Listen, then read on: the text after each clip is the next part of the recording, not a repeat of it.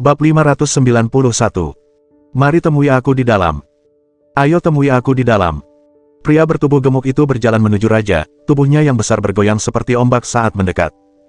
Dengan membungkuk dalam-dalam, ia bersiap untuk berbicara kepada raja. Namun, tepat sebelum ia berbicara, ia tiba-tiba jatuh ke lantai. Jatuhnya dia menimbulkan getaran di tanah, seolah-olah gempa bumi akan segera terjadi. Pemandangan tak terduga itu membuat semua orang terkejut, bertanya-tanya, apa sebenarnya yang terjadi. Sang raja mengerutkan kening, bingung dengan pemandangan aneh itu. Ia tidak mengerti alasan di balik gestur dramatis pria itu, berpikir, apakah ini bentuk menunjukkan rasa hormat, menyentuh lantai dengan seluruh tubuhnya. Wan Zhenghao, di tengah tatapan penonton, berjuang untuk bangkit. Bobot tubuhnya yang cukup besar membuat usahanya menjadi sulit. Ia mencoba mendorong dirinya dari lantai sebanyak 3 kali tanpa berhasil. Beberapa petugas dari Aula Lingbao bergegas membantu. Akhirnya, mereka berhasil membantunya berdiri kembali.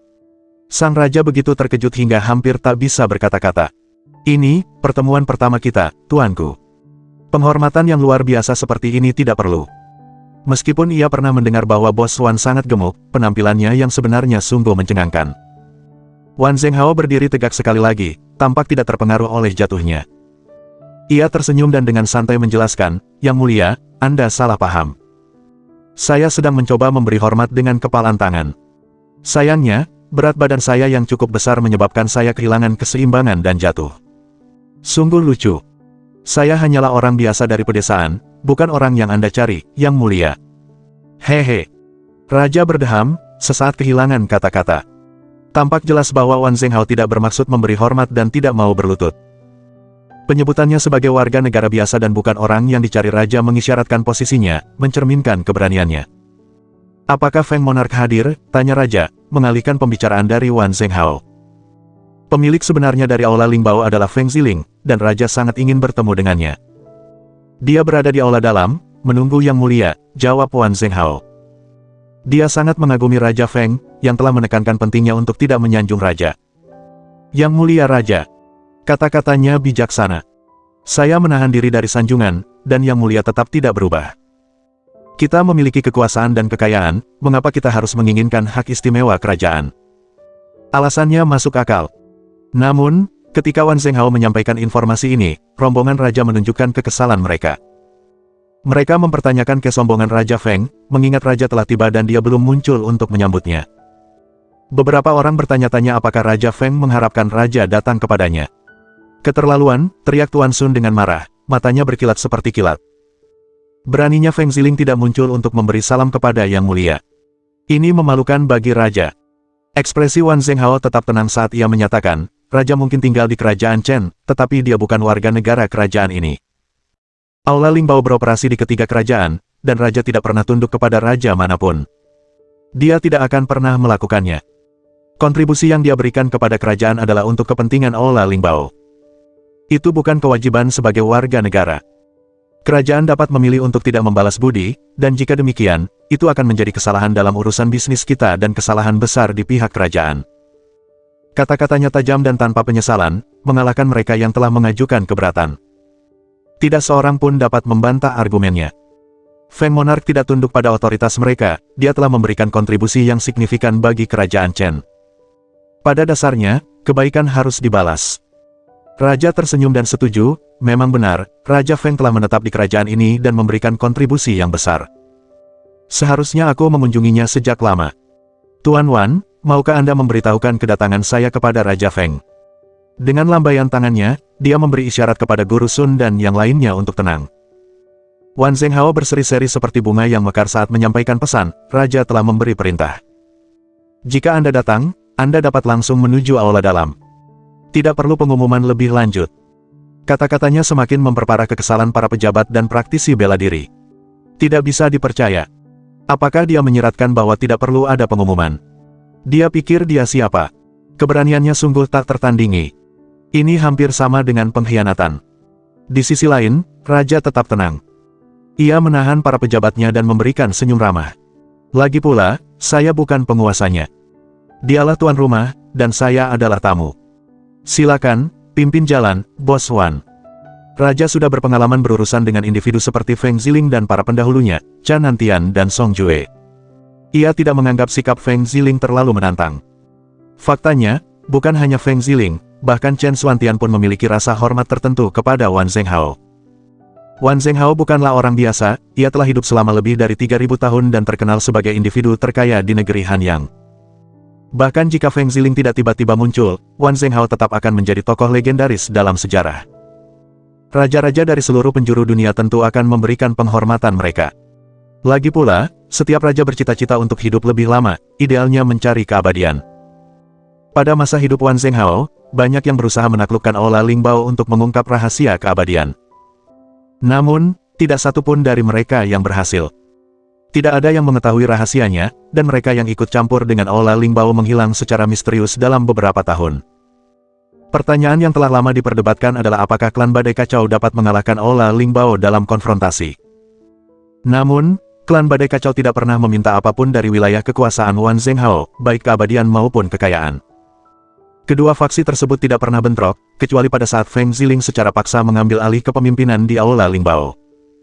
Hal ini telah menjalin hubungan antara kedua kekuatan tersebut, meskipun bukan atas pilihan mereka sendiri.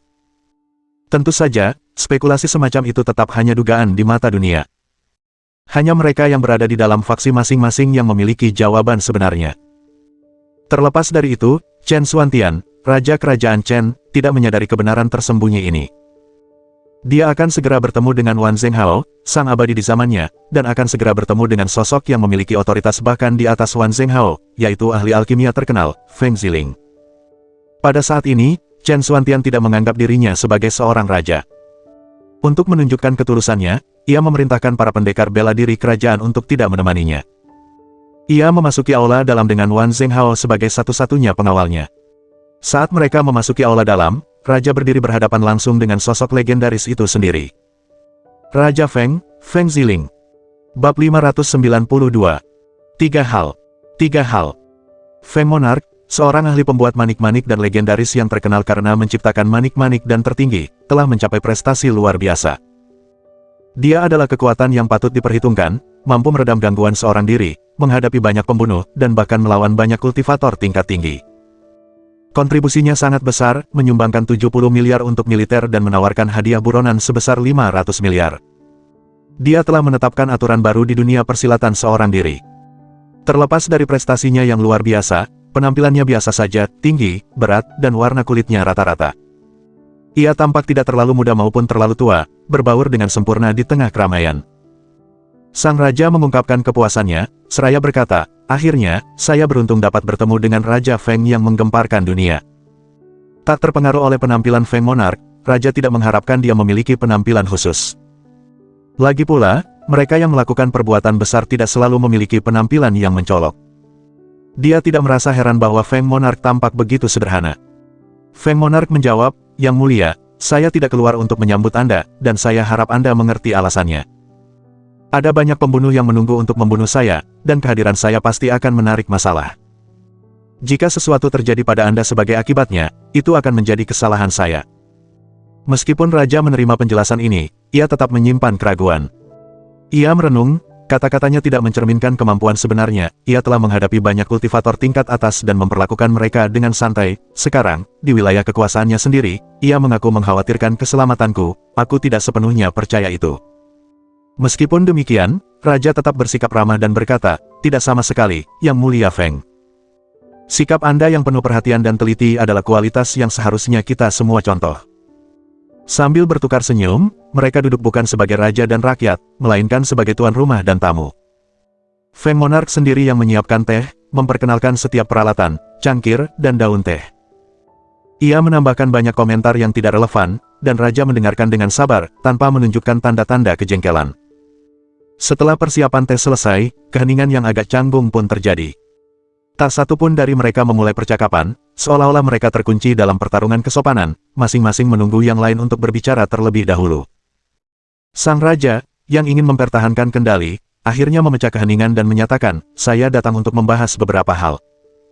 Setelah percakapan dimulai, Feng Monarch duduk tegak dan menjawab, "Silakan, Yang Mulia." Raja melanjutkan dengan nada hikmat, "Pertama-tama, saya ingin menyampaikan rasa terima kasih saya atas sumbangan Anda yang murah hati sebesar 70 miliar, Raja Feng. Itu adalah tindakan kebaikan yang luar biasa yang secara signifikan meringankan kesulitan keuangan kerajaan kami. Dukungan Anda sangat berharga bagi upaya perang kami. Kebajikan dan prospek Anda yang tinggi terbukti, karena Anda telah menyelamatkan banyak nyawa dengan meringankan beban keuangan yang berat ini. Untuk itu, saya sungguh berterima kasih. Raja Feng tersenyum rendah hati dan menjawab, saya merasa tersanjung atas pujian Anda, Yang Mulia. Ini adalah upaya kecil, dan pujian sebenarnya milik Kerajaan Chen. Merekalah yang memungkinkan kontribusi ini, bukan saya. Raut wajah Raja tampak sedikit tegang, tetapi ia berbicara dengan sopan, berkata, kedua, pembuatan surat perintah hadiah sebesar 500 miliar yang Anda buat merupakan ancaman signifikan bagi dua kerajaan lainnya, dan sangat membantu Kerajaan Chen. Saya akan selalu mengingat hal ini. Chang Xiao melambaikan tangannya dan memberikan senyum hangat. Pujian Yang Mulia terlalu berlebihan. Motif utama saya adalah untuk membalas dendam. Saya tidak bisa tinggal diam ketika ada hadiah buronan di kepala saya. Tindakan saya bukanlah sebuah kebaikan bagi Kerajaan Chen. Saya rasa saya tidak pantas mendapatkan pujian atas hal itu. Raja menjawab dengan tulus, terlepas dari motivasi Anda, Yang Mulia Feng, hal itu telah sangat menguntungkan kerajaan saya. Anda memang telah memberikan kontribusi yang signifikan. Ekspresinya berubah, dan dia berbicara dengan suara pelan, masalah ketiga.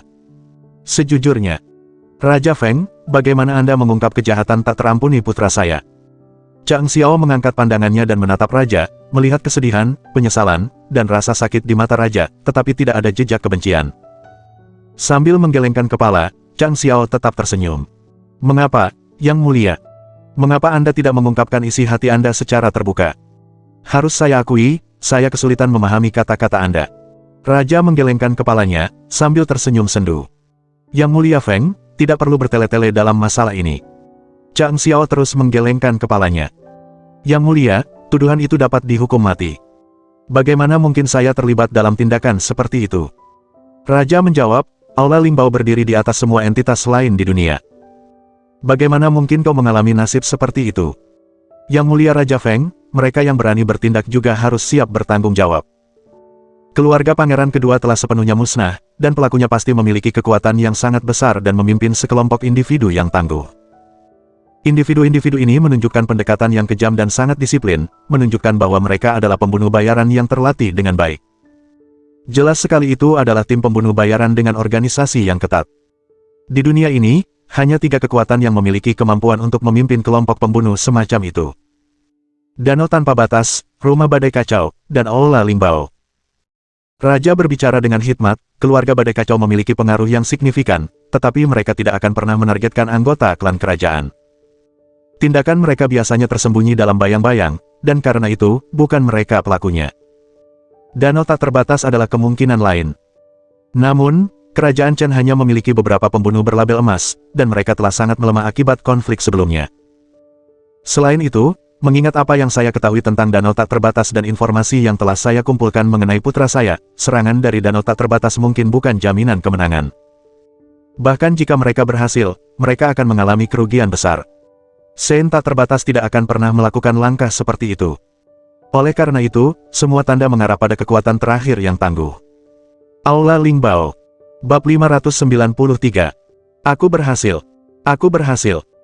Hanya Aula Lingbao yang mampu melakukan pertumpahan darah seperti itu dan kemudian dengan mudah melanjutkan ke lokasi lain untuk membuat surat perintah pemberian hadiah, menghilangkan kecurigaan dengan sempurna, kata Raja. Ekspresi Chang Xiao menampilkan senyum dingin. Apakah pemahaman saya benar, Yang Mulia, bahwa Anda berusaha menyalahkan kami atas vonis ini berdasarkan pernyataan Anda? Raja menjawab, Yang Mulia, Anda salah paham. Saya tidak di sini untuk menghakimi hari ini. Putra saya telah melakukan kejahatan berat yang pantas dihukum mati. Bagaimana saya bisa meminta pertanggungjawaban siapapun? Aula Lingbao mengirimkan para pembunuh untuk melaksanakan tugas besar, yang bermanfaat bagi kerajaan dan rakyatnya. Tidak ada ruang untuk celaan. Chang Xiao membantah, sepertinya kau bersikeras menghubungkan ini dengan Aula Lingbao. Meskipun ada banyak organisasi pembunuh bayaran yang kuat, bagaimana kau bisa begitu yakin bahwa ini adalah perbuatan kami? Bukankah itu agak terburu-buru? Memang mungkin ada banyak organisasi pembunuh bayaran yang ampuh, tetapi tidak ada yang memiliki kejujuran yang sama seperti Feng Monarch, yang mewujudkan rasa keadilan yang kuat dan sangat membenci kejahatan, tegas Raja dengan sungguh-sungguh. Chang Xiao terkejut. Rasa keadilan yang kuat. Aku tidak memiliki rasa keadilan seperti itu, ujarnya. Aku tidak punya keinginan untuk menjadi pahlawan. Aku akan melakukan apapun untuk mencapai tujuanku, terlepas dari betapa tidak terpujinya cara itu. Aku akan membunuh siapapun yang kuanggap perlu dibunuh. Keadilan tidak berperan di dalamnya. Sambil tersenyum kecut, ia melanjutkan, Yang Mulia, Anda terpaku pada masalah ini. Anda sangat ingin memastikan kebenarannya. Jika Anda percaya bahwa Aula Lingbao bertanggung jawab, maka saya akan mengakuinya. Baiklah. Saya telah membunuh seluruh keluarga pangeran kedua. Saat mengucapkan kata-kata itu, ia teringat saat pertama kali bertemu raja di istana Pangeran Huayang. Sang raja menunjukkan sikap terbuka dan murah hati, penuh kepercayaan dan keyakinan pada Canantian. Chang Xiao telah memutuskan untuk mengungkapkan kebenaran. Namun, ia memainkan peran sebagai individu yang terpojok, secara palsu mengakui kejahatan yang tidak dilakukannya. Dia tidak merasa takut dicap sebagai penjahat, baik sebagai Feng Ziling maupun Chang Xiao. Bahkan jika terjadi konfrontasi, apa bedanya? Paling buruk, aku akan lolos. Siapa di dunia ini yang benar-benar bisa menjadi ancaman bagi saya? Pada kenyataannya, jika Aula Lingbao berbalik melawan kerajaan Chen, itu hanya akan mendatangkan masalah besar bagi kerajaan tersebut. Sang raja menatap tajam ke arah Feng Monarch, merasakan sakit yang menusuk di hatinya. Pembunuh putranya duduk di hadapannya, mengaku secara terang-terangan. Namun, apa yang bisa ia lakukan? Bagaimana ia bisa membalaskan dendam atas kematian putranya? Mungkinkah dia, seorang raja, membalas dendam? Dia mendapati dirinya bergulat dengan rasa malu. Sang raja menghela napas panjang dan, dengan ekspresi melankolis, menutup matanya. Ia bergumam, jika aku bukan seorang raja, aku akan melakukan apapun untuk membalaskan dendam putraku. Mungkin aku tidak akan berhasil, tetapi aku akan mencoba. Meskipun perbuatannya tak termaafkan dan keji, dia tetaplah putraku. Dia memiliki darah yang sama denganku. Tidak ada yang bisa menyalahkan saya karena membalas dendam atas kematian putra saya. Paling-paling, mereka akan menuduh saya egois. Tapi aku adalah seorang raja. Aku hanya bisa menghela napas dan tetap diam, dibebani rasa malu. Sang raja menghela napas panjang dan berat. Aku mengerti. Aku memang mengerti, mata Chang Xiao tampak tajam. Tapi aku ingin menyampaikan beberapa patah kata, terutama karena kau datang sendiri ke sini. Jika aku menghadapi situasi yang sama, jika aku bertemu lagi dengan seseorang seperti putramu, aku tetap akan melenyapkannya. Sebenarnya, Anda patut dipuji. Kedatangan saya tertunda, memberi Anda tambahan tahun-tahun kebahagiaan bersama putra-putra Anda. Seharusnya saya datang jauh lebih awal dan mengakhiri keluarga pangeran kedua, yang akan menyelamatkan nyawa tak terhitung jumlahnya yang tidak bersalah. Namun, itu juga akan merampas banyak tahun kebahagiaan Anda sendiri. Bagaimanapun juga, saya akan menegakkan keadilan bagi mereka yang pantas mendapatkannya. Meskipun hal itu membuatku berselisih dengan raja, aku akan tetap teguh. Raja berbicara dengan sungguh-sungguh, sejujurnya, aku akan membuat pilihan yang sama. Jika aku bertemu seseorang yang telah melakukan kejahatan seperti itu, bahkan jika itu putraku sendiri, aku akan melakukannya. Setelah mengucapkan kata-kata itu, ia terdiam, tak lagi mampu menahan emosinya. Air mata mengalir tanpa suara di wajahnya. Chang Xiao menghela napas. Mohon jangan berkecil hati, Yang Mulia. Memiliki putra seperti itu lebih buruk daripada tidak memiliki putra sama sekali. Hidup penuh dengan pilihan yang tidak menyenangkan. Bahkan seorang raja pun harus membuat keputusan yang lebih ingin dihindarinya. Dengan memilih menjadi raja yang baik, Anda tidak bisa sekaligus menjadi ayah yang baik bagi putra yang jahat seperti itu. Tubuh raja gemetar. Dengan memilih menjadi raja yang baik, Anda tidak bisa menjadi ayah yang baik bagi putra yang begitu jahat. Benar sekali, kata raja dengan getir. Akulah yang harus menanggung kesalahan ini. Nada suara Chang Xiao berubah dingin. Kali ini, pangeran kedua dibunuh dengan kejam. Itu adalah tindakan brutal, tetapi menyelamatkan kerajaan dari bencana besar. Saya yakin Anda telah melakukan beberapa penyelidikan. Anda menyadari kekuatan pangeran kedua. Meskipun dia beroperasi di balik bayangan, dia memiliki pengaruh yang sangat besar. Siapapun yang pernah mendengar melodi alat musik gesek akan mengetahui keagungannya. Raja sangat tersentuh. Ia memang telah mengirim banyak agen untuk mengumpulkan informasi. Sebelum kematian pangeran kedua, meskipun kehilangan dukungan dari klan bangsawan, ia tetap memiliki kekuatan yang signifikan. Ia memiliki kultivator tingkat atas tahap asal langit dan banyak kultivator tingkat tinggi di tahap asal langit. Kekuatannya hampir setara dengan danau tanpa batas. Seandainya pangeran kedua memperebutkan tahta, hasilnya tetap tidak pasti, tetapi satu hal yang jelas, perang dan kekacauan akan melanda kerajaan. Chang Xiao dengan lembut menyentuh cincin di jarinya lalu tersenyum, meskipun dengan sedikit rasa marah dan mengejek. Aku tahu kedatanganmu sudah dekat, jadi aku menyiapkan ini. Dengan suara cipratan, setumpuk buku dan catatan akuntansi muncul, membentuk sebuah gunung kecil di hadapan mereka. Semua bukti didokumentasikan dalam buku-buku ini. Buku-buku ini menguraikan tindakan awal pangeran kedua dan merinci aktivitas tercelanya dengan wanita muda di berbagai kota, uang yang ia kumpulkan, dan semua perbuatan jahatnya. Ini sangat gamblang dan mengejutkan. Catatan-catatan ini mengungkap dosa-dosanya. Sebagian dari wanita-wanita ini adalah istri dan saudara perempuan para prajurit yang telah bertempur di medan perang. Chang Xiao tersenyum marah dan mencibir. Jumlahnya melebihi 100.000. Bab 594. Kelelahan. Burnout. Itu artinya, lebih dari 100.000 prajurit yang setia kepadamu, yang mengabdi kepadamu, yang mempertaruhkan nyawa mereka untukmu dan kerajaan, meninggalkan istri, saudara perempuan, dan putri mereka di bawah perlindunganmu di kota. Namun, putramu memaksa mereka menjadi pelacur. Jika para prajurit pemberani ini mengetahui bahwa wanita yang mereka cintai diperlakukan seperti itu oleh putramu, darah daging raja sendiri, apa yang akan mereka pikirkan tentangmu? Tindakan apa yang mungkin mereka ambil? Aku ingin tahu apa yang ada di benakmu. Chang Xiao mencibir. Kata-katanya menusuk hati raja seperti jarum yang sangat tajam, menyebabkan raja yang teguh sekalipun gemetar, wajahnya pucat pasi. Emosi yang kompleks berkecamuk di dalam dirinya, kemarahan dan kesedihan. Sang raja tak kuasa menahan seruan tiba-tiba, menyemburkan darah hangat. Wajahnya pucat pasi seperti kertas emas. Dasar bajingan. Chang Xiao terkejut. Yang mulia, apakah Anda baik-baik saja? Sebenarnya, karena raja telah memerintahkan penyelidikan atas masalah ini, dia seharusnya mengetahui informasi yang disampaikan Chang Xiao.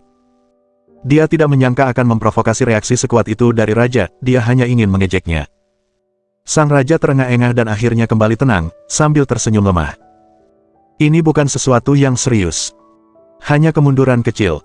Ia terdiam sejenak sebelum menyatakan, saya bertanggung jawab atas hal ini. Bagaimanapun juga, saya harus berusaha untuk memperbaiki kesalahan saya kepada para prajurit. Matanya berbinar penuh tekad, menjadikannya sebuah janji yang sungguh-sungguh. Aku tidak akan pernah mengecewakan para prajurit. Lalu dia menghela napas. Yang mulia Feng, koneksi Anda dengan kerajaan Chen relatif terbatas. Hari ini, saya yakin akan hal itu. Saya rasa tidak perlu menyembunyikan apapun dari Anda. Saya tidak punya banyak waktu lagi. Chang Xiao terkejut dan bertanya pelan, mengapa demikian? Sang raja menjelaskan, aku telah menghabiskan seluruh hidupku berkelana dari wilayah selatan ke wilayah utara, mengumpulkan banyak luka di sepanjang jalan. Inti kehidupanku telah rusak parah. Meskipun aku telah mengasingkan diri selama beberapa tahun terakhir, itu hanya memperpanjang hal yang tak terhindarkan. Aku dapat merasakan diriku perlahan-lahan memudar. Aku takut waktuku hampir habis. Ia menambahkan dengan penuh tekad, beberapa tahun terakhir ini, saya merasa lemah. Akibatnya, saya kurang memperhatikan pendidikan putra-putra saya. Saya berharap mereka dapat naik tahta melalui cara yang adil dan terhormat. Aku tak pernah menyangka, akan melakukan kesalahan sebesar ini.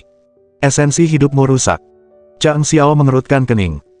Aku ingat bahwa keluarga kerajaan memperoleh beberapa manik-manik dan tertinggi di lelang sebelumnya. Aku yakin bahwa manik-manik dan tertinggiku pasti dapat membantumu. Sang raja tersenyum kecut. Manisanmu sungguh luar biasa. Kami juga memperoleh beberapa, dan aku sangat antusias karenanya. Setelah meminum manik-manik manisan ini, kondisiku memang membaik, memberiku lebih banyak waktu. Namun demikian, tubuhku seperti corong raksasa, berapapun banyak bahan obat yang dituangkan ke dalamnya, semuanya cepat habis. Suprim dan itu ampuh dan menakjubkan. Ia menciptakan gelombang manfaat pengobatan yang signifikan dan menyegarkan saya selama beberapa bulan. Namun, sekuat apapun itu, kekuatannya bisa habis. Ia dapat memberikan bantuan sementara tetapi tidak dapat memperbaiki masalah mendasar saya. Esensi hidup saya tidak dapat diperbaiki lagi. Sang raja tertawa getir. Kurasa inilah takdirku. Bahkan Suprim dan pun tidak dapat mengubahnya. Jadi, jangan khawatir, Yang Mulia Raja Feng. Raja menarik napas dalam-dalam. Aku telah menerimanya. Aku hanya ingin memastikan perdamaian dan stabilitas kerajaanku. Aku hanya ingin meninggalkannya dalam keadaan yang lebih baik sebelum ajal menjemputku. Aku berharap salah satu putraku dapat naik tahta melalui cara yang terhormat. Aku tidak ingin meninggalkan kerajaan dalam kekacauan. Itulah satu-satunya keinginanku sebelum meninggal. Chang Xiao terdiam. Sang raja telah berterus terang dan tulus, mengungkapkan keinginan terdalamnya. Chang Xiao merasa itu tulus dan dapat dipercaya. Namun, raja telah meremehkan kemanjuran manik-manik dan milik Raja Feng. Manik-manik dan tertinggi yang dimilikinya hanyalah manik-manik Pei Yuan dan tertinggi, yang dianggap sebagai manik-manik dan fundamental di dunia bela diri. Terlepas dari tingkat tertingginya, itu tetaplah Pei Yuan dan ada manik-manik dan lain yang mampu menyelamatkan nyawa dari ambang kematian. Salah satu dari manik-manik dan yang sebelumnya diberikan Chang Xiao kepada Bing Er berpotensi menyelamatkan raja. Ada lebih dari cukup pilihan yang tersedia. Chang Xiao ragu-ragu, berpikir, haruskah aku menyelamatkannya atau tidak? Namun kejujuran raja itu membingungkannya. Mengapa raja begitu terbuka dan jujur kepada orang asing, itu sangat tidak biasa bagi seorang raja. Merasakan kebingungan Chang Xiao, raja menyapanya, "Yang Mulia Feng, apakah kejujuran saya mengejutkan Anda?" Chang Xiao mengangguk. "Ya." Sang raja tersenyum, lalu menjelaskan, kehidupan seorang raja itu kesepian. Raja selalu menjadi orang yang paling kesepian di antara semua orang. Satu-satunya hal yang tidak bisa dimiliki seorang raja adalah teman sejati. Meskipun aku tidak benar-benar sendirian, aku percaya aku punya teman. Di dunia ini, hanya ada dua orang yang bisa kupercayai seperti ini. Cha Nantian dan kau. Cha Nantian sudah seperti saudara bagiku.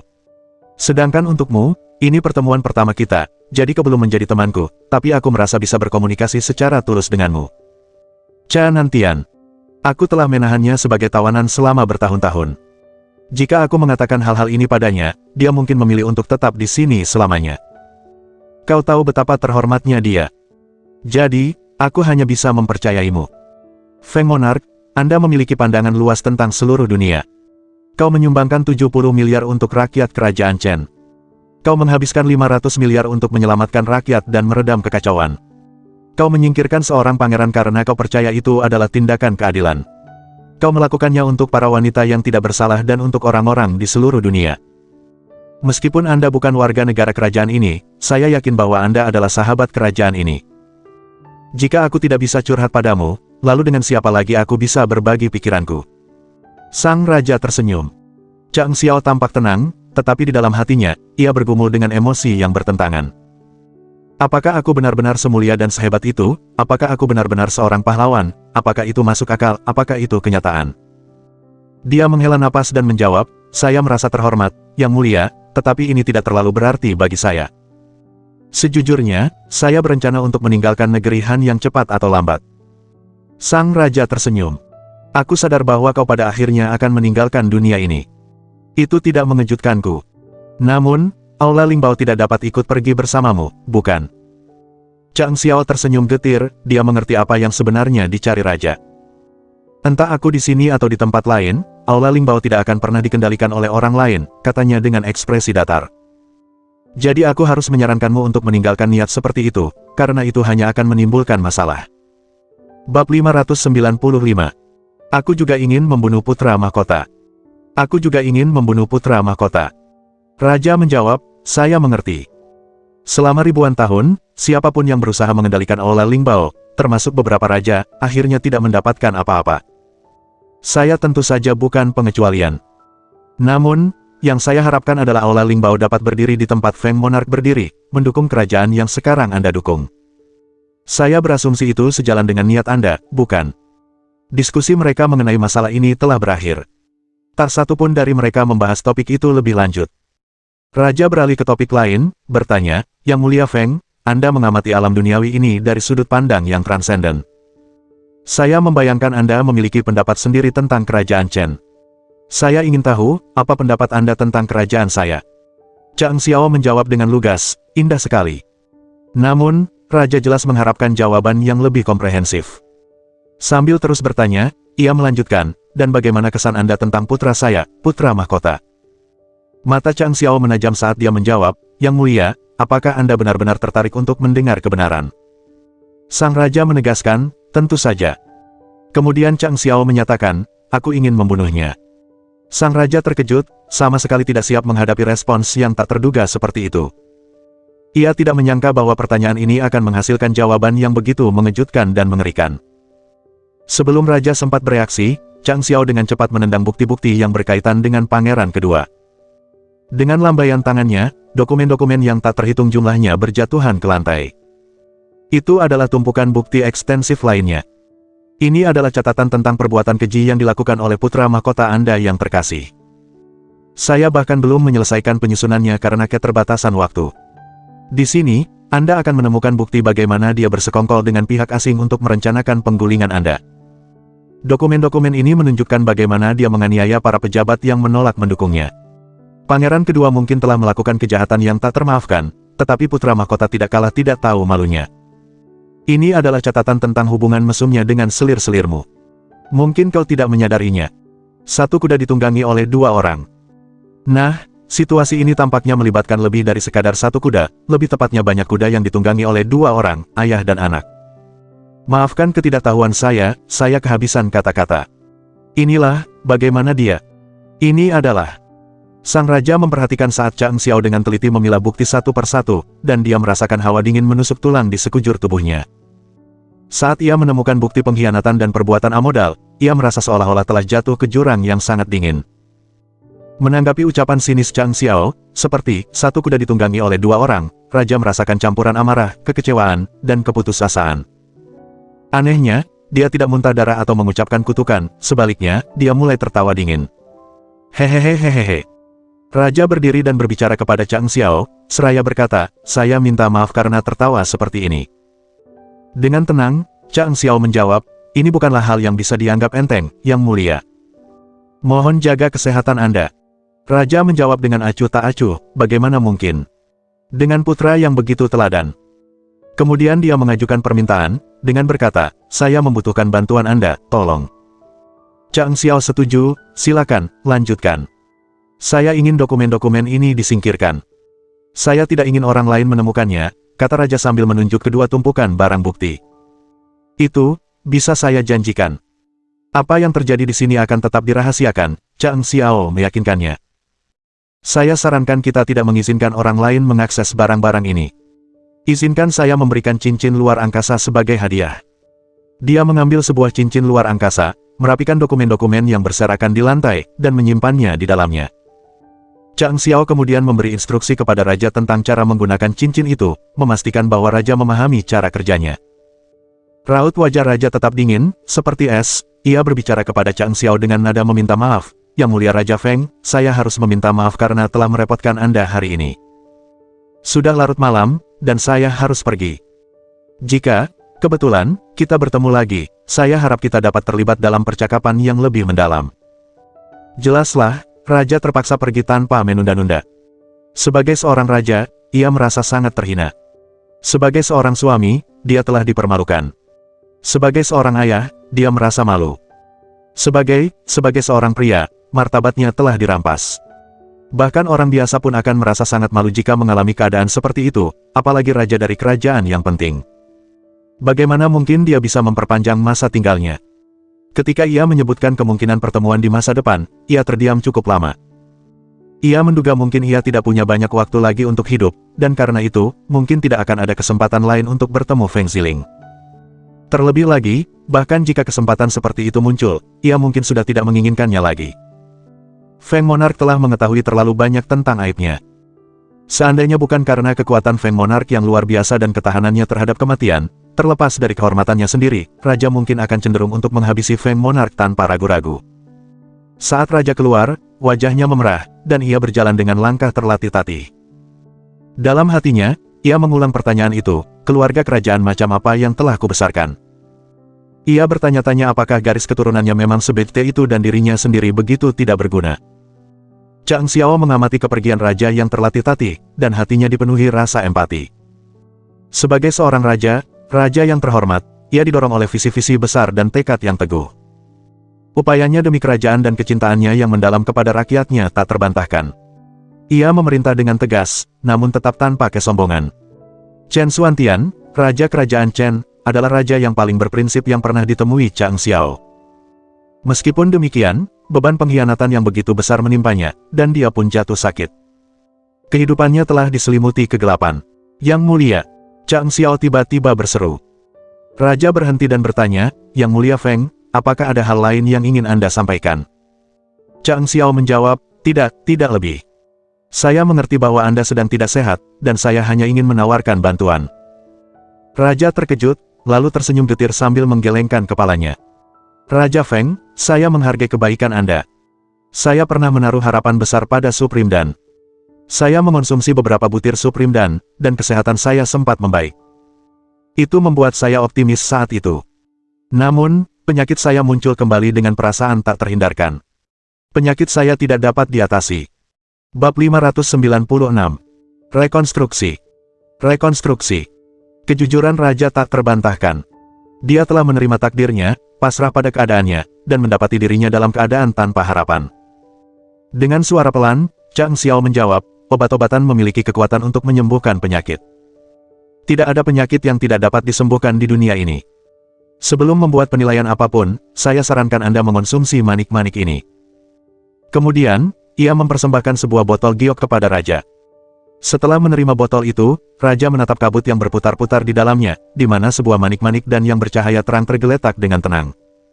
Sebuah manik dan agung, gumam Raja dengan getir. Ini manik dan yang luar biasa, tapi aku ragu itu bisa membantuku. Meskipun mungkin bisa mengangkat semangatku. Terima kasih, Yang Mulia. Tanpa ragu, dia membuka tutup botol dan mengambil manik-manik itu, lalu menelannya tanpa memeriksanya lebih lanjut. Selamat tinggal. Sang Raja pergi dengan langkah cepat. Namun, setelah melangkah beberapa langkah, dia tiba-tiba berhenti, ekspresinya menunjukkan keterkejutan. Gelombang kehangatan menjalar ke seluruh tubuhnya, memberikan sensasi yang luar biasa menyenangkan. Saat gelombang itu mengalir melalui tubuhnya, luka-luka yang tak dapat disembuhkan oleh obat apapun mulai memudar, dan organ-organ dalamnya yang telah lama kering menjadi segar kembali dan kuat. Semuanya terjadi dalam sekejap. Namun, selama momen singkat itu, ia sangat menyadari setiap perubahan yang terjadi di dalam tubuhnya. Energi kehidupan yang sebelumnya telah berkurang kini dengan cepat terisi kembali dan meningkat. Kondisi fisiknya melebihi kondisi saat muda, dan ia merasa lebih kuat dari sebelumnya. Sebagai seorang kultivator dengan kekuatan yang luar biasa, Raja menyadari bahwa manik dan yang baru saja ditelannya telah mencapai hal yang mustahil. Manik itu telah menyembuhkan penyakit yang tidak dapat disembuhkan oleh semua pengobatan lainnya. Ia diliputi kegembiraan yang melampaui semua perasaan sedih dan malu sebelumnya. Khasiat dari manik-manik dan itu terasa nyata dalam dirinya, dan dia merasakan kesehatannya terus membaik. Rasanya seolah-olah dia bisa menikmati 30 tahun hidup lagi dalam tubuh yang telah direvitalisasi ini. Dan agung macam apa ini? Sungguh luar biasa, serunya, suaranya bergetar. Apa itu dan ini, dan bagaimana?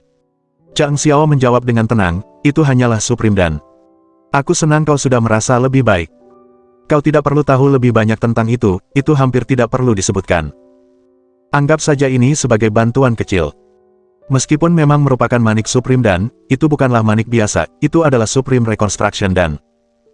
Dan khusus ini terkenal di seluruh dunia sebagai versi tingkat rendah dari 9 gulungan emas Dan, yang sendirinya hanya sedikit lebih rendah dari dan tertinggi perebutan surga. Dan rekonstruksi tertinggi sangat dihargai, karena dapat secara efektif mengatasi berbagai cedera fisik, kemunduran kultivasi, kekurangan jiwa, dan bahkan penyakit yang lebih parah. Namun, itu terutama berguna bagi individu di bawah tahap asal mimpi. Mereka yang berada di tingkat kultivasi yang lebih tinggi umumnya tidak membutuhkannya, yang menjelaskan mengapa itu tidak banyak dicari oleh kultivator terkemuka. Meskipun demikian, Chang Xiao tahu bahwa manik-manik dan dengan kualitas setinggi itu dapat menimbulkan bahaya. Jika individu yang tidak memiliki kekuatan yang cukup menelannya, tubuh mereka mungkin akan menyerap pada energi yang luar biasa, mengakibatkan ledakan fatal. Namun, dan rekonstruksi merupakan pengecualian unik dari aturan ini. Ia dibuat dari berbagai macam material langka, sehingga produksinya merupakan proses yang rumit dan menuntut. Akibatnya, sebagian besar alkemis terampil menahan diri untuk tidak memproduksinya dalam skala besar. Tetapi baru-baru ini, dalam keadaan irasional, Saudara Ek telah menciptakan sejumlah besar manik-manik dan rekonstruksi. Dia telah memberikan sebagian kepada Bing Er, dan sekarang dia memberikannya kepada Raja, yang sedang sakit dan bukan kultivator yang cukup kuat, sehingga membuatnya tidak cocok untuk jenis dan tertinggi lainnya. Sejatinya, sang Raja berada di ambang kematian, dan rekonstruksi danlah yang menawarkan peluang terbaik untuk pemulihan. Seperti yang diperkirakan, manik-manik dan tersebut menghasilkan transformasi ajaib pada kesehatan Raja, layaknya kelahiran kembali. Setelah hening sejenak, Raja bergumam mengucapkan terima kasih, terima kasih. Chang Xiao tersenyum dan menjawab, tidak perlu berterima kasih. Kau dan aku ditakdirkan untuk tidak pernah bertemu lagi di kehidupan ini. Terimalah ini sebagai hadiah perpisahan dariku. Dengan senyum sendu, Raja setuju, memang, kita mungkin tidak akan pernah bertemu lagi di kehidupan ini. Sambil berpaling, ia menyimpulkan dengan nada serius, Feng Monarch, jaga diri baik-baik. Kita mungkin tidak akan pernah bertemu lagi, tetapi aku akan selamanya berhutang budi padamu. Aku berjanji, Chang Xiao meyakinkannya. Kemanapun kau pergi, selama Ola Lingbao terus mengikuti arahanmu, berupaya untuk memberi manfaat bagi rakyat, kerajaan Chen akan tetap menjadi sekutu yang teguh di dunia ini. Dan dengan itu, Raja pergi dengan penuh semangat dan wibawa yang pantas bagi seorang penguasa. Chang Xiao menghela napas lega. Pertemuan itu tidak berjalan seperti yang awalnya ia bayangkan, tetapi ia tetap merasa lega dengan hasilnya. Kejatuhan putra mahkota yang akan segera terjadi terus menghantui pikiran Chang Xiao. Ia tak kuasa menahan diri untuk tidak mengingat kembali hari ketika putra mahkota menjebaknya, sebuah skenario yang melibatkan seorang kultivator tahap asal langit bernama Guan Zhengwen. Sudah saatnya menyelesaikan dendam masa lalu, gumamnya. Jika tidak, aku mungkin akhirnya akan melupakannya. Aku tidak ingin raja yang bodoh itu menderita, dan itulah mengapa aku mengungkit kisah pangeran yang malang itu. Seorang pria terhormat mungkin membutuhkan waktu hingga 10 tahun untuk membalas dendam. Nah, aku tidak menganggap diriku sebagai pria terhormat, dan aku tidak ingin menunggu selama 1 dekade. Dia memberikan senyum dingin dan penuh perhitungan. Bab 597. Kegembiraan yang berlebihan menimbulkan kesedihan. Kegembiraan yang berlebihan menimbulkan kesedihan. Sementara putra mahkota menikmati jamuan mewah di kediamannya, kematian pangeran kedua baru-baru ini masih membayangi kerajaan. Bukan hanya pembunuhnya lolos dari penangkapan, tetapi juga tidak ada petunjuk untuk mengungkap identitasnya. Namun, kekhawatiran ini tidak terlalu berarti bagi putra mahkota. Kejatuhan pangeran kedua adalah hal yang terpenting. Penyingkirannya dari persaingan memperebutkan tahta telah membuat putra mahkota kehilangan saingan terkuatnya. Lebih jauh lagi, reputasi buruk pangeran kedua justru meningkatkan citra putra mahkota sendiri, membuatnya tampak lebih berbudi luhur jika dibandingkan. Semua faktor ini memungkinkan putra mahkota untuk bersantai, menikmati rasa superioritasnya yang baru. Adapun kehilangan saudaranya, ia hampir tidak meratapi kematian pangeran kedua. Menurutnya, pangeran kedua hampir tidak layak disebut sebagai saudara, tindakannya telah mempermalukan seluruh kerajaan, menyebabkan dia dicerca secara luas. Putra mahkota teguh berpegang pada gagasan bahwa, seorang pria dalam klan kerajaan tidak memiliki kerabat, dan ia tetap teguh pada rasa jijiknya terhadap pangeran kedua. Akibatnya, ia merasa perlu mengadakan perayaan rahasia untuk menghormati kematian saudaranya. Meskipun demikian, ia berhati-hati agar tidak menarik perhatian pada perayaan yang tidak pantas ini. Sementara ia menikmati keuntungan barunya, ia harus mempertahankan penampilan luar yang menunjukkan kesedihan atas kematian saudaranya. Selama pertemuan rahasia itu, putra mahkota mengangkat cangkirnya dan bersulang. Tetua Guan, saya percaya kita tidak perlu mengambil langkah terakhir itu sekarang. Guan Zhengwen tersenyum, sepenuhnya menyadari implikasinya. Sekarang, dengan musuh terkuat mereka telah disingkirkan, mereka hanya perlu menunggu wafatnya raja. Setelah putra mahkota naik tahta, ia akan mengamankan posisi istana tertinggi untuk Guan Zhengwen, mengingat sejarah panjang aliansi dan dukungan mereka. Prospek masa depan yang cerah membuat Guan Zhengwen gembira, dan ia menikmati janji yang telah dibuat putra mahkota selama perayaan malam itu. Ketika saya naik tahta, saya akan mengingat kalian semua, putra mahkota menegaskan, secara resmi mengakhiri jamuan perayaan tersebut. Guan Zhengwen berjalan-jalan di jalanan, merasa seolah melayang. Efek alkohol telah membuatnya agak mati rasa, tetapi kegembiraan yang mengalir di benaknya sangat terasa. Janji putra mahkota bergema dalam pikirannya, meningkatkan rasa gembiranya. Aku tak tergantikan, pikirnya. Putra mahkota telah mengakui besarnya kontribusiku. Ketika beliau naik tahta, aku akan menjadi sosok yang sangat diperlukan di istana. Implikasi dari kata-kata ini membuat Guan Zhengwen gembira. Dia tahu bahwa istana berpihak pada raja yang berkuasa, dan setiap penguasa baru membawa serta kelompok abdi dalam setia mereka sendiri. Sekarang, dengan pangeran kedua yang sudah tidak ada lagi dan pangeran ketiga yang relatif tidak berdaya, tidak ada lagi yang dapat menantang kenaikan putra mahkota ke tahta. Ini berarti bahwa masa depan cerah Guan Zhengwen dan kemakmuran keluarganya hampir terjamin. Janji putra mahkota bukan hanya untuk dirinya sendiri, janji itu juga berlaku untuk putra dan cucunya, memastikan warisan kemakmuran dan kekuasaan. Ada sebuah pepatah, gumamnya, bahwa ketika seseorang mencapai pencerahan, bahkan hewan peliharaannya pun naik ke surga. Prinsip yang sama berlaku untuk pengadilan. Selama ia dan keturunannya mempertahankan posisi mereka di istana, keluarganya akan berkembang menjadi dinasti pejabat yang terkenal. Pengaruh mereka akan menjadi landasan kerajaan, dan generasi keturunan mereka akan berkembang pesat berkat reputasi mereka yang cemerlang. Garis keturunannya akan bertahan selama berabad-abad yang akan datang, mengukir namanya dalam catatan sejarah, memastikan sebuah dinasti yang akan lestari sepanjang masa. Guan Zhengwen, dengan kemampuan kultivasinya, memiliki keyakinan teguh bahwa ia dapat tetap berada di istana setidaknya selama setengah abad lagi. Dengan kehadirannya di istana, keluarga Guan ditakdirkan untuk mencapai puncak kejayaan yang belum pernah terjadi sebelumnya. Ia benar-benar yakin akan hal ini. Setiap kali ia merenungkan masa depan keluarganya, gelombang kepuasan menyelimutinya. Ia bahkan menganggap malam yang paling gelap sekalipun cukup menawan. Pada malam itu, bulan memancarkan cahaya yang menyeramkan di langit, menutupi pancaran cahaya bulan yang polos dengan cahayanya yang seperti hantu. Kabut tebal menggantung di udara, menciptakan suasana yang penuh teka-teki. Semangat Guan Zhengwen tetap tak tergoyahkan, dan ia berjalan santai menyusuri gang. Belokan sederhana akan membawanya ke tempat tinggalnya yang tercinta, tempat yang ia sebut rumah dengan penuh kasih sayang. Senyum menghiasi bibirnya saat ia membayangkan akan berbagi kabar baik ini dengan keluarganya. Selama bertahun-tahun, ia telah melakukan banyak perbuatan tidak terpuji atas nama putra mahkota, tetapi ia tahu itu semua demi keluarganya.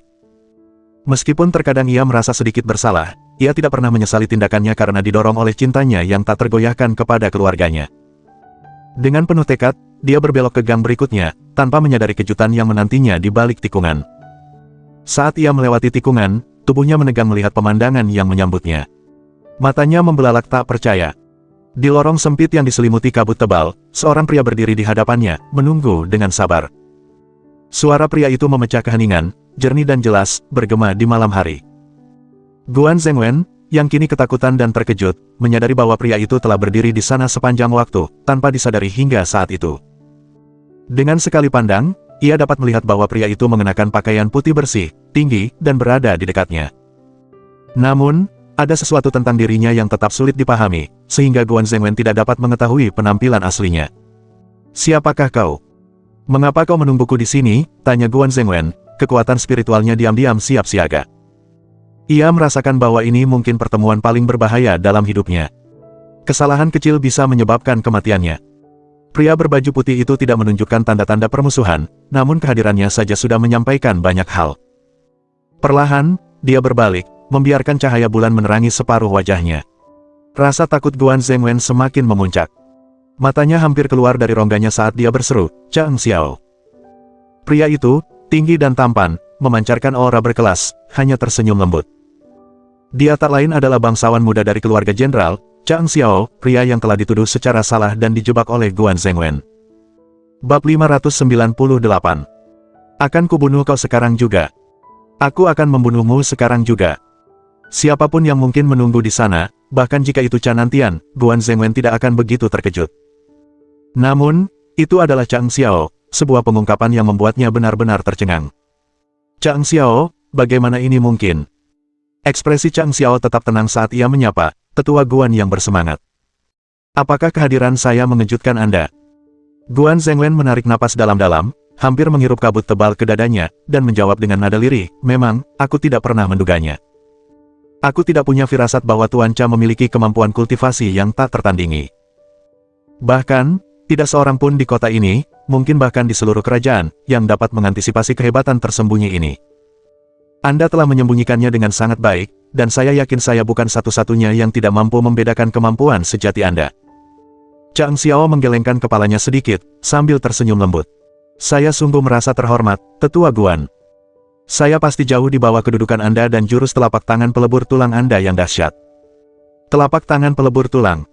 Saat kata-kata itu sampai ke telinga Guan Zhengwen, pupil matanya menyempit, dan rasa gelisah menyelimutinya. Kegembiraan dan kebahagiaan yang meluap dalam dirinya dengan cepat sirna. Ia menyadari bahwa citra yang selama ini ia miliki tentang Chang Xiao hanyalah sebuah kedok belaka. Chang Xiao telah menyembunyikan kekuatan kultivasi yang luar biasa, bagaimana mungkin aku menjebaknya?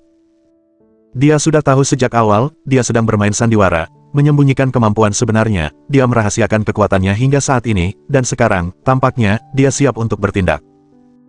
Semua yang dilakukan oleh pelayan Song Jue dan Canantian hanyalah sandiwara, mereka mempermainkan aku dan putra mahkota, memperlakukan kami seperti boneka untuk hiburan mereka, dia bisa saja datang menjemputku kapan saja, dia bisa saja membawaku kapanpun dia mau. Tepat ketika Guan Zhengwen sedang menikmati puncak kehidupannya, menikmati pencapaiannya, kemunculan Chang Xiao menghancurkan mimpinya dan membuatnya diliputi teror. Guan Zhengwen merasakan hawa dingin menjalar di punggungnya, dan keringat perlahan membasahi pakaiannya. Meskipun diliputi rasa takut, ia tetap tenang dan bertanya dengan suara pelan, "Tuan Cha, Anda adalah orang yang cerdas, yang sangat saya kagumi. Namun, ada satu hal yang membingungkan saya. Bisakah Anda menjelaskannya kepada saya?" Chang Xiao menjawab dengan nada acuh tak acuh, "Kurasa kau penasaran mengapa aku memilih momen ini daripada momen sebelumnya, benar?" "Memang benar," jawab Guan Zhengwen, rasa ingin tahunya semakin besar.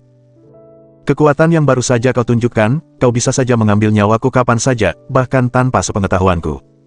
Jadi, mengapa sekarang? Mengapa malam ini?" Ini adalah pertanyaan yang paling membingungkan baginya. Jawaban Chang Xiao lugas. "Membunuhmu lebih awal tidak akan terasa lebih memuaskan. Itu saja." Dia berjalan menuju Guan Zhengwen dengan tangan terlipat di belakang punggungnya, pakaian putih bersihnya berkibar anggun di tengah kabut tebal, seolah-olah dia adalah dewa yang turun ke alam fana, berjalan di antara awan berkabut. "Kau telah menghabiskan separuh hidupmu menyembunyikan kemampuanmu yang sebenarnya. Kau tampil sebagai seorang cendekiawan, melibatkan diri dalam perebutan tahta, semua demi mengamankan posisi penting di istana yang akan menguntungkan generasi mendatangmu. Aku yakin kau menyimpan harapan agar putra-putramu, cucu-cucumu, dan semua keturunanmu menjadi pejabat berkat upaya gigihmu." Kata-kata Chang Xiao membayangi Guan Zhengwen. "Ya, hanya itu yang saya inginkan. Kau sendiri yang mengatakannya. Aku bisa saja mengambil nyawamu kapan saja. Jadi, mengapa aku tidak menunggu saat yang lebih tepat yang akan memberiku kepuasan lebih besar? Jika aku mengakhiri hidupmu beberapa bulan yang lalu, kau mungkin akan meninggal dengan harapan bahwa, dalam kehadiranmu, putra mahkota akan merawat anak-anakmu karena perbuatan jahat yang kau lakukan untuknya. Saat mati, kau tidak akan merasakan apapun, tidak ada rasa sakit, tidak ada kesedihan, tidak ada keputusasaan. Membunuhmu dengan cara itu akan terasa membosankan." Chang Xiao berbicara dengan datar.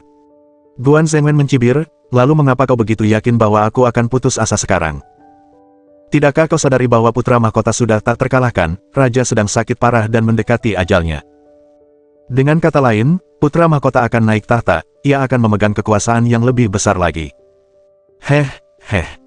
Kau memang akan putus asa," kata Chang Xiao datar, "karena putra mahkota akan menghadapi konsekuensi yang mengerikan." Raja mengetahui tindakan pengkhianatan putra mahkota. Dia juga mengetahui perselingkuhan putra mahkota dengan para wanitanya. Guan Zhengwen terhuyung mundur, matanya membelalak tak percaya saat ia menatap tajam Chang Xiao. Kata-kata yang baru saja didengarnya tampak sangat tidak masuk akal.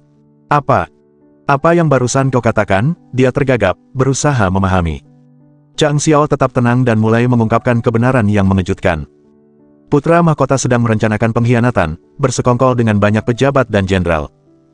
Guan Zhengwen, kau memainkan peran penting dalam rencana ini. Sepengetahuanku, sebelum putra mahkota terlibat dengan wanita-wanita itu, kaulah yang diam-diam mencampurkan obat-obatan ke dalam teh mereka. Itulah mengapa putra mahkota bisa dengan mudah mendapatkan wanita manapun yang diinginkannya. Sekarang setelah raja mengetahui semuanya, nasib putra mahkota hampir pasti. Paling buruk, dia akan direduksi menjadi rakyat biasa." Tatapan Chang Xiao tetap tertuju pada Guan Zhengwen, yang wajahnya pucat pasi. "Begitu dia disingkirkan, semua usaha yang telah kau investasikan sepanjang hidupmu akan hancur berantakan. Cita-citamu akan pupus, keturunanmu akan menanggung stigma daftar hitam istana, dan tak satu pun dari keturunanmu akan bangkit kembali. Putra mahkota mungkin akan menanggung penderitaan seumur hidup, tetapi kau, Guan Zhengwen, menghadapi kematian yang sudah di depan mata. Pada akhirnya, lebih baik bagiku untuk menjadi pelaksana keadilan, sehingga aku dapat membalas dendam." Chang Xiao menyatakan, "Aku yakin kau bisa menemui ajalmu tanpa penyesalan di tanganku." Sambil menggertakkan giginya, Guan Zhengwen menatap Chang Xiao dengan tajam. Pelipisnya bergetar karena marah saat dia dengan keras membalas, "Dasar pembohong. Kau seorang penipu. Bagaimana semua ini mungkin terjadi? Bagaimana kau bisa tahu semua itu? Tidak mungkin raja mengetahui hal-hal ini. Beliau sakit parah, dan bahkan jika beliau mengetahuinya, apa bedanya? Putra mahkota adalah satu-satunya kandidat yang sah. Betapapun dipertanyakan moralitasnya, dia tetap satu-satunya pilihan. Dasar pembohong." Guan Zhengwen mengulangi sebutan pembohong untuk Chang Xiao sebanyak 3 kali, tetapi matanya menunjukkan rasa takut yang mati-matian ia coba sembunyikan. Meskipun dengan keras membantah klaim Chang Xiao dan menuduhnya berbohong, Guan Zhengwen tidak bisa menghindari kesadaran yang menggerogotinya bahwa pengungkapan tersebut menyentuh inti dari rahasia tersembunyinya. Dia menyebut Chang Xiao sebagai pembohong dan berusaha menyangkal kebenaran, tetapi jauh di lubuk hatinya, dia tahu itu bukanlah kebohongan. Malapetaka telah menimpanya. Yang tersisa hanyalah mimpi yang memudar. Chang Xiao menatapnya dengan dingin dan acuh tak acuh. Apakah benar-benar penting apakah aku mengatakan yang sebenarnya atau tidak? Yang benar-benar penting adalah alasan yang kuberikan mengapa aku memilih saat ini untuk mengakhiri hidupmu. Apakah itu berarti apapun bagimu? Tawa getir keluar dari bibir Guan Zhengwen. Chang Xiao, kau sungguh kejam. Kau bahkan tak mengizinkanku menikmati ketenangan pergi dalam ketidaktahuan yang membahagiakan. Karena kamu tidak pantas mendapatkannya. Chang Xiao menyatakan dengan dingin. Bab 599. Tingkatkan pengetahuan Anda. Tingkatkan pengetahuan Anda. Guan Zhengwen, kau telah dikaruniai bakat bela diri sejak usia muda, menerima pengajaran dasar bela diri dari para ahli bela diri di dalam keluargamu. Seiring waktu berlalu, kau diam-diam mengasah kemampuan bela dirimu, terkadang menyembunyikan tingkat keahlianmu yang sebenarnya.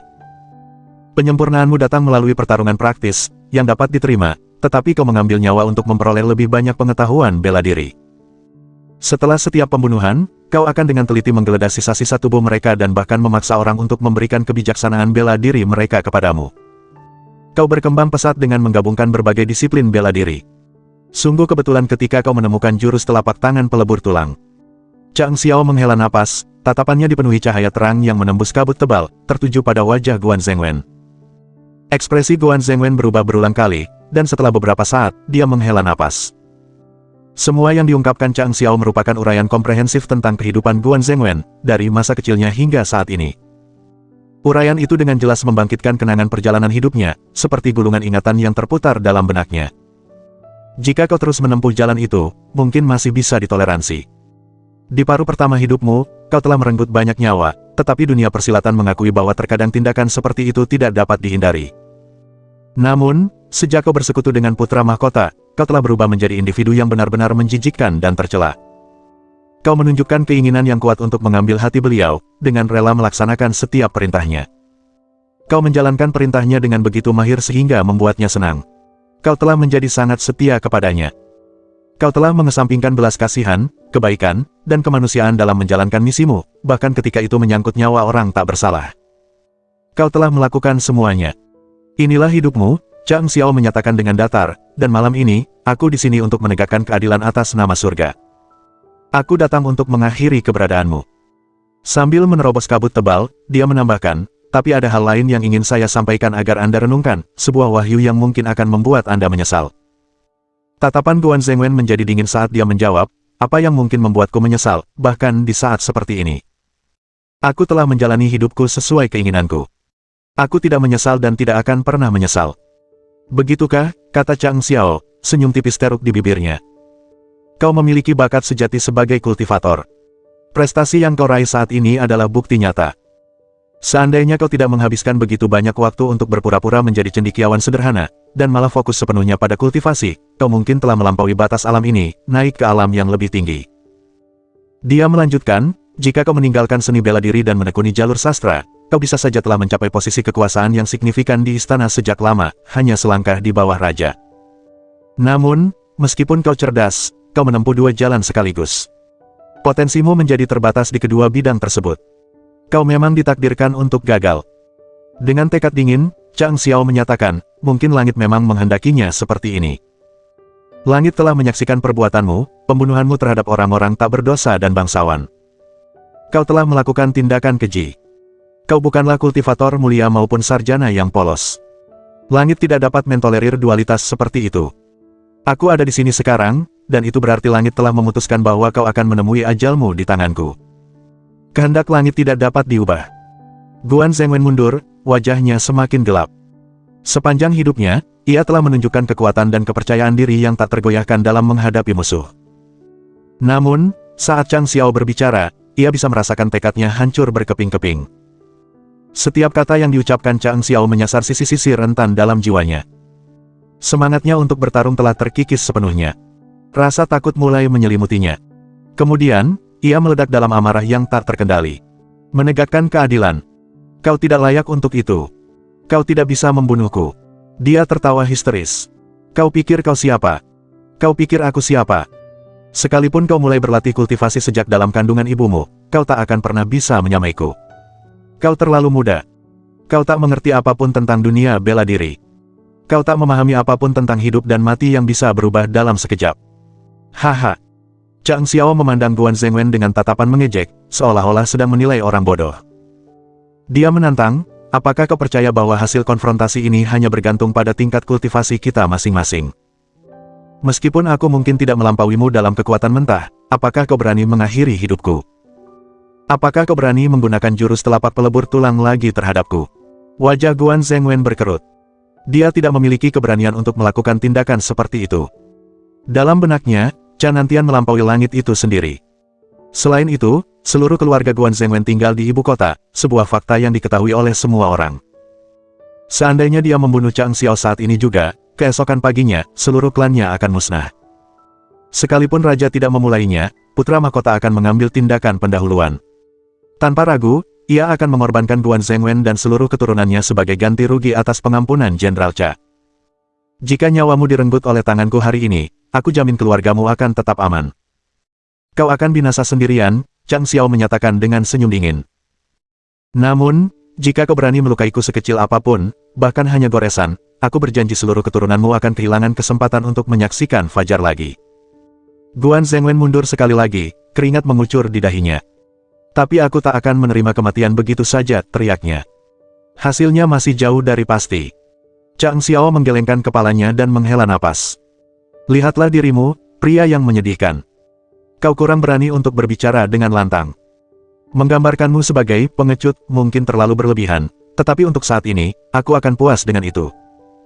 Guan Zhengwen meraung seperti auman harimau dan melakukan serangan mendadak secepat kilat. Dia tidak berani melanjutkan percakapan dengan Chang Xiao, karena dia menyadari bahwa semakin lama mereka berbicara, semakin besar rasa takutnya. Dia takut jika dia terus mendengarkan Chang Xiao, dia mungkin akan kehilangan semua tekad untuk bertarung.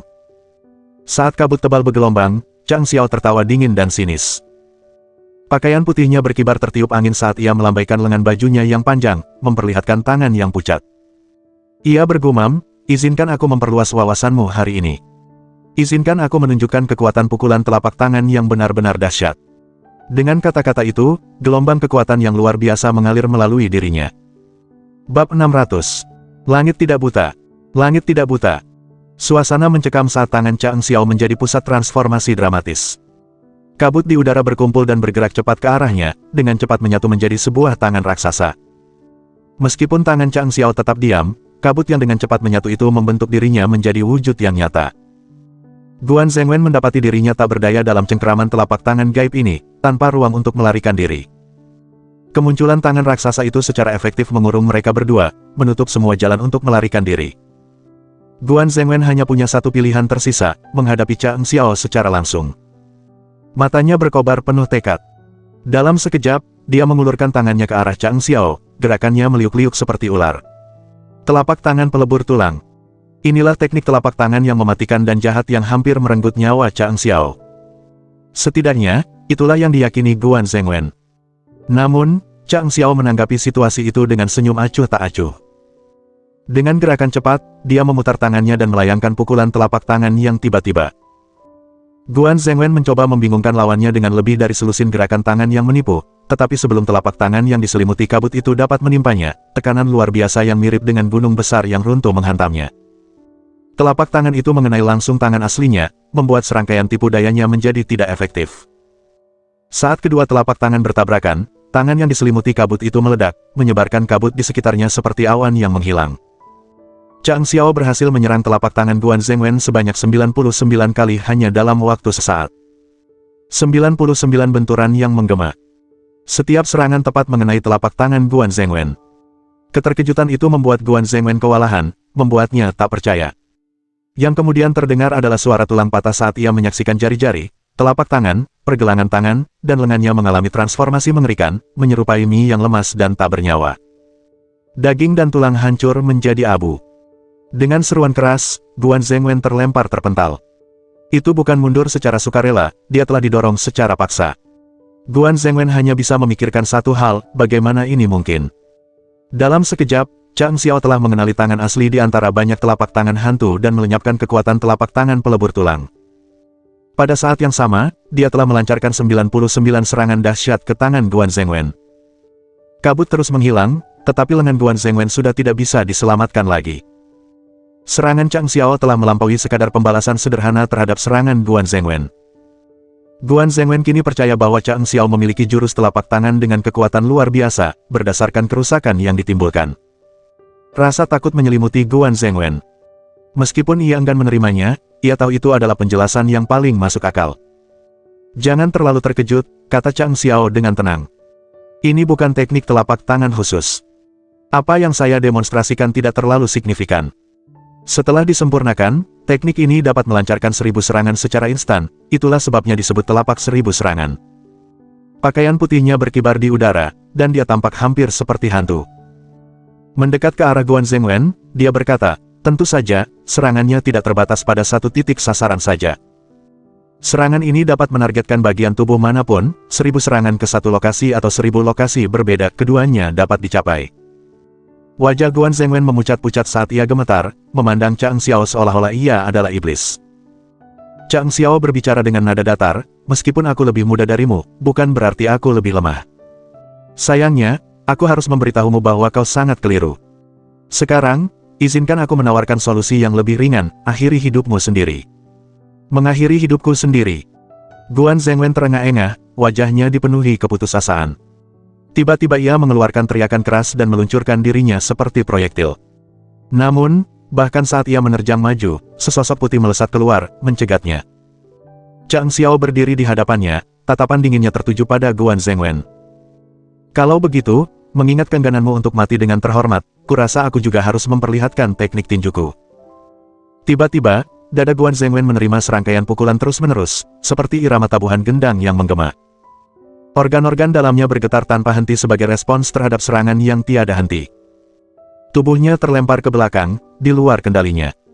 Dia tidak berdaya untuk melakukan pembelaan. Saat ia mencoba melindungi diri dengan tangan kirinya, 3 pukulan beruntun menghantamnya, menghancurkan seluruh lengan kirinya.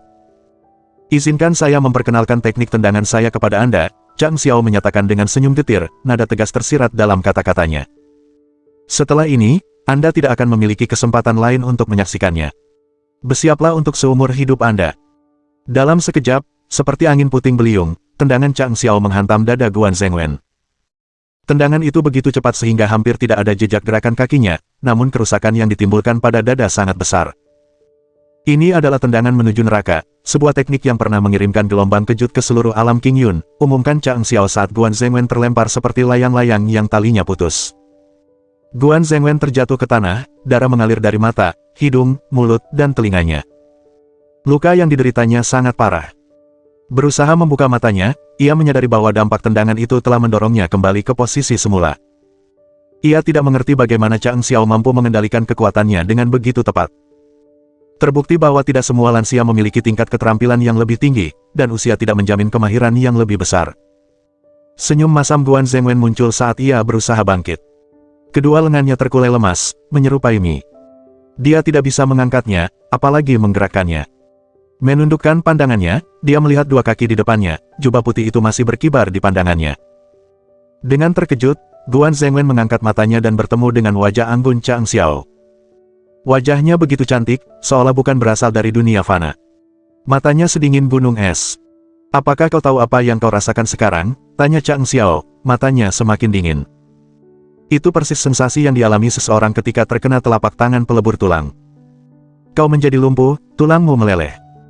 5 tahun lalu, Li Yunsong, Menteri Li dari Kementerian Hukuman, seorang pria terhormat dan adil, tewas di rumahnya sendiri dengan tulang-tulangnya mencair. Pembunuhnya masih buron. 4 tahun lalu. 3 tahun lalu, pengawal selir kerajaan Wu mengalami nasib yang sama, tulang-tulangnya berubah menjadi cairan kental. Pembunuhnya melarikan diri. Setelah itu, dia diperkosa oleh putra mahkota dan dipaksa menjadi informannya. 1 tahun lalu. Chang Xiao merinci semua pelanggaran Guan Zhengwen, setiap kalimatnya dipenuhi dengan rasa dingin yang semakin meningkat. Guan Zhengwen, sudah saatnya kau mengaku. Jika kau benar-benar berhasil mengumpulkan pengaruh besar di istana, maka langit pasti buta total. Tapi langit tidak buta, Chang Xiao menyimpulkan dengan senyum sinis, karena aku ada di sini. Mohon dukungan dari omom ante-ante sekalian, buat subscribe atau sharekan novel Mimin ke Facebook kalian, agar channel Mimin bisa terus berkembang. Dengan begitu, Mimin bisa lebih semangat untuk up novel seru lain ke depannya. Buat teman-teman yang sudah subscribe dan sharekan novel Mimin, Mimin ucapkan terima kasih sebanyak-banyaknya. Sekiranya teman-teman menghadapi masalah video diputar dalam bahasa Inggris, coba tukar kepada bahasa Indonesia original melalui cara ini. Semasa mendengarkan, pencet tombol setting di atas kanan video, pilih audio track dan tukar bahasa.